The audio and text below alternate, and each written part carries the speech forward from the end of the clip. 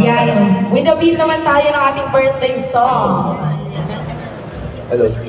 O nga pala, ang anak ko si Biggs Cuaderno, ang screen niya Cuaderno dahil sinunod sa family name ng mother ko. Siya po sinilang eksakto August 8. Eksakto sa anibersaryo natin. At sa normal birth, hindi ho cesarean to. Ganun pa man, makikita nyo ang buhat ng maliit yan, lumaki. He got 13 awards international sa local.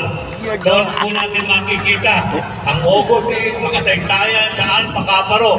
Dahil ang August 8 ay magiging lahat ng sinilang ng August 8, magiging tayyak sa buong mundo. Siya po, hindi ko malayan ng mga artista ito eh. Dahil